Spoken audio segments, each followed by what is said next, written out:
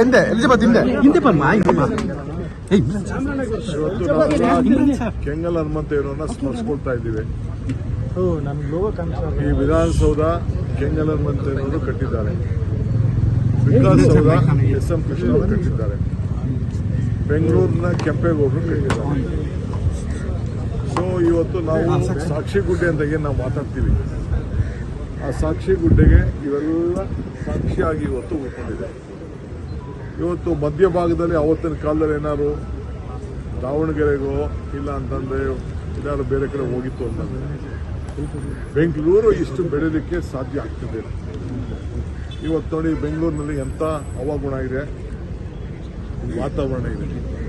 ಈ ವಾತಾವರಣ ನೋಡಿದ್ರೆ, ಈ ಹವಾಗುಣ ನೋಡಿದ್ರೆ ಇಡೀ ಪ್ರಪಂಚದ ಜನ ಇಲ್ಲಿ ಆಕರ್ಷಣೆ ಆಗ್ತಾರೆ.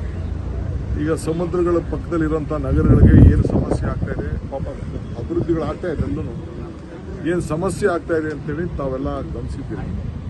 ಸೊ ಹಂಗೆ ನಮ್ಮ ಬೆಂಗಳೂರು ಇಡೀ ಭಾರತದಲ್ಲೇ ಭಾಳ ಶ್ರೇಷ್ಠವಾದಂಥ, ಭಾಳ ಉತ್ತಮವಾಗಿ ಎಲ್ಲ ಥರದಲ್ಲೂ ಕೂಡ ರಕ್ಷಣೆ ಇರುವಂಥ ಒಂದು ಪವಿತ್ರವಾದಂಥ ಜಾಗ. ಇದಕ್ಕೆ ಈಗೆಲ್ಲ ನಮ್ಮ ನಾಯಕರುಗಳು, ನಮ್ಮ ಮಾಜಿ ಮುಖ್ಯಮಂತ್ರಿಗಳಂತ ಕೆಂಗಲ್ ಹನುಮಂತಯ್ಯನವರು ಆಗ ಮುನ್ನುಡಿಯನ್ನು ಬರೆದಿದ್ದಕ್ಕೆ ನಾವೆಲ್ಲ ಇಲ್ಲಿ ಸೇರಿದ್ದೇವೆ. ಸೊ ಹಂಗೆ ಯಾರಿಗೇ ಆಗಲಿ ಯಾವುದೇ ಒಂದು ಅಧಿಕಾರ ಸಿಕ್ಕಿದಾಗ ಇಂಥ ಸಾಕ್ಷಿ ಗುಡ್ಡೆಗಳನ್ನು ಬಿಟ್ಟು ಹೋಗಬೇಕು. ಆ ದಿಟ್ಟಿನಲ್ಲಿ ನಾವೆಲ್ಲ ಕೆಲಸ ಮಾಡಬೇಕು ಅಂತೇಳಿ ನಾನು ಭಾವಿಸ್ತೀನಿ. ಅಲ್ಲಪ್ಪ, ನಂದು CMದು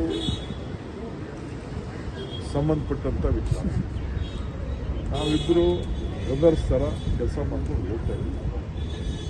ನನಗೆ ಅವರು ಯಾವಾಗಲೂ ನಾವು ನಿಮ್ಮ ಒತ್ತಡಕ್ಕೆ ನಾವು ಓದೋ ಅಷ್ಟೇ, ನಮಗೇನು ಅವಶ್ಯಕತೆ ಇರಲಿಲ್ಲ. ನಾವು ಯಾವುದು ನೀವು ಹೇಳ್ತಾ ಇದ್ದೀರಲ್ಲ ಗುಂಪು ಯಾವ ಗುಂಪು ಇಲ್ಲ, ಏನಿಲ್ಲ. ನೀವು ಗುಂಪು ಮಾಡ್ತಾ ಇದ್ದೀರಿ.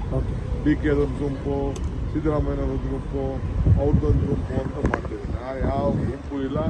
ನನ್ನ ಜೊತೆ 40 ಜನ ಇದ್ದಾರೆ. ಅರ್ಥ ಆಯ್ತಾ?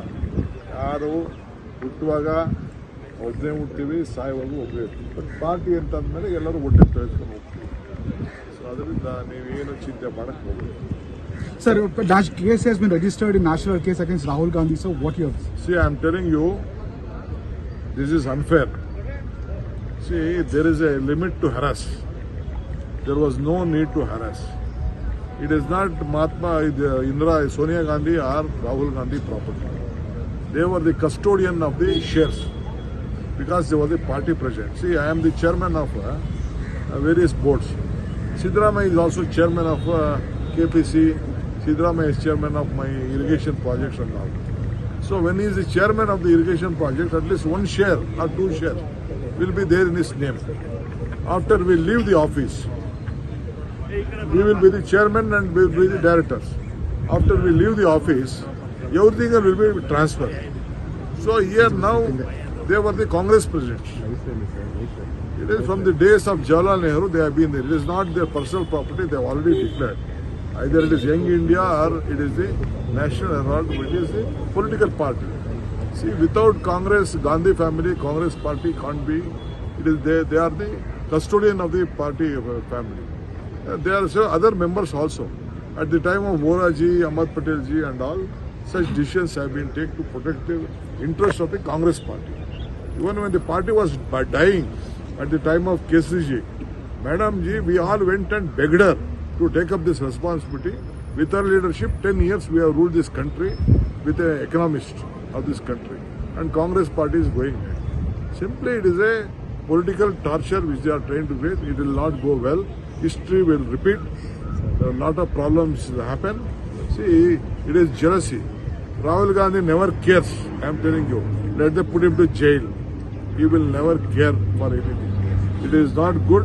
I also appeal to the central government. This vindictive attitude will not give you fruits.